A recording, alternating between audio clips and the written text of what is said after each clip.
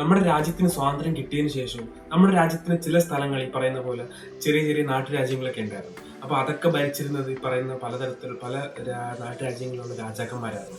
അപ്പൊ നമ്മൾ നേരത്തെ സംസാരിച്ചതുപോലെ ഗോവയുടെ കാര്യം നമ്മൾ സംസാരിച്ചായിരുന്നു. അവിടെ ഈ പറയുന്ന കുറെ കാലം, അതായത് നമ്മുടെ സ്വാതന്ത്ര്യം കിട്ടിയതിനു ശേഷം കുറെ കാലം ഭരിച്ചിരുന്നത് പോർച്ചുഗീസുകാരായിരുന്നു. അതുപോലെ തന്നെയാണ് നമ്മുടെ രാജ്യത്തിൽ ചില മറ്റ് സ്ഥലങ്ങളിൽ ഈ പറയുന്ന പോലെ അറേബ്യൻ നാടുകളിൽ നിന്നുള്ള വന്നിട്ടുള്ള ഭരണാധികാരി നമ്മുടെ രാജ്യം കുറച്ചു കാലം ഭരിച്ചിട്ടുണ്ടായിരുന്നു.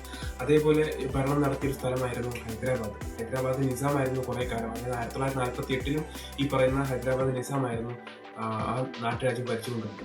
ഈ ഹൈദരാബാദ് എന്ന് പറയുമ്പോഴത്തേക്ക് നമ്മുടെ രാജ്യത്തിന്റെ ഏകദേശം ഒരു മധ്യഭാഗത്തോട്, അതായത് ആന്ധ്രാപ്രദേശ് എന്ന് പറയുമ്പോൾ നമുക്കൊരു സൗത്ത് ഇന്ത്യയിലേക്ക് തുടങ്ങുന്ന ഒരു സ്ഥലം കൂടെയാണ്.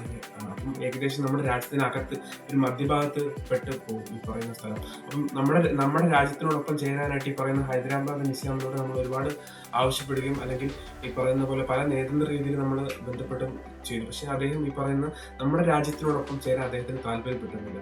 അപ്പം അവിടെ ആ സമയത്ത് ഈ പറയുന്ന പോലെ കാസിം നാസ്ഫി എന്ന് പറയുന്ന ഒരു ഈ പറയുന്ന വളരെ ക്രൂരനായിട്ടുള്ള ഒരു ആളും കൂടി അദ്ദേഹത്തിനോടൊപ്പം ഉണ്ടായിരുന്നു. അപ്പൊ അദ്ദേഹം അവിടെ ഒരു റസാക്കർമാർ എന്ന് പറയുന്ന ഒരു സംഘടന അല്ലെങ്കിൽ ഒരു കൂട്ടം ആളുകളുടെ ഒരു സംഘടന രൂപീകരിച്ചു. അപ്പൊ ഇവര് പ്രധാനമായിട്ടും ചെയ്യുന്നതെന്ന് പറഞ്ഞു കഴിഞ്ഞാൽ അവിടെ ഈ ഇന്ത്യയോടൊപ്പം ചേരാൻ താല്പര്യം പ്രകടിപ്പിക്കുന്ന ആളുകളെ ഇവർ ആക്രമിക്കുകയും ഇവര് ക്രൂരമായിട്ട് ഉപദ്രവിക്കുകയൊക്കെ ചെയ്യുമായിരുന്നു. അപ്പം ഇത് യഥാർത്ഥത്തിൽ അന്നത്തെ നമ്മുടെ ഇന്ത്യൻ ഭരണാധികാരികൾ അല്ലെങ്കിൽ ഇന്ത്യയുടെ പ്രതിരോധ മന്ത്രിയായിട്ടുള്ള സർദാർ വല്ലഭായ് പട്ടേൽ പറഞ്ഞു, നമുക്ക് ഒരിക്കലും അത് അംഗീകരിക്കാൻ പറ്റില്ല. ഇന്ത്യയുടെ രാജ്യത്തിനോടൊപ്പം ചേരണമെന്ന് പറയുന്ന ആഗ്രഹം പ്രകടിപ്പിക്കുന്ന ആളുകളെ നമ്മുടെ രാജ്യത്തിനോടൊപ്പം നമുക്ക് നിർത്തിയേ പറ്റത്തുള്ളൂ എന്ന് അദ്ദേഹം പറഞ്ഞിട്ടുണ്ട്.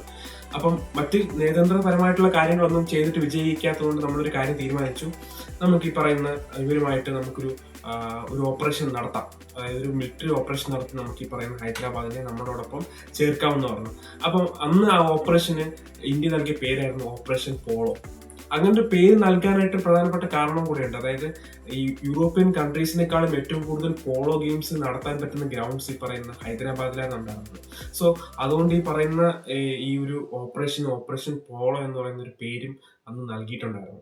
അപ്പൊ ഏകദേശം ഓപ്പറേഷൻ തുടങ്ങുമെന്ന് പറഞ്ഞു കഴിഞ്ഞാൽ 1948 ഫെബ്രുവരി 13 ഓപ്പറേഷൻ സ്റ്റാർട്ട് ചെയ്തു. 4 ദിവസം കൊണ്ട് നമുക്ക് ഏകദേശം ഓപ്പറേഷൻ കംപ്ലീറ്റ് ചെയ്യാൻ പറ്റും. ഇതേപോലെ ഒരുപാട് ചെറിയ രാജ്യങ്ങൾ അല്ലെങ്കിൽ ചെറിയ ചെറിയ സ്ഥലങ്ങൾ നമ്മുടെ രാജ്യത്തിന് പിന്നീട് നമുക്ക് സ്വാതന്ത്ര്യത്തിന് ശേഷം നമുക്ക് ഇതിനകത്തേക്ക് നമുക്ക് കൂട്ടിച്ചേർക്കാൻ പറ്റിയിട്ടുണ്ടായിരുന്നു. അപ്പൊ നമ്മുടെ ചാനൽ ഇതേപോലത്തെ ഒരുപാട് വീഡിയോസ് ചെയ്യാറുണ്ട്. അപ്പൊ വീഡിയോസ് കണ്ടിട്ട് ഇഷ്ടപ്പെടുകയാണെങ്കിൽ നമ്മുടെ ചാനൽ ഫോളോ ചെയ്യുക, സബ്സ്ക്രൈബ് ചെയ്യുക.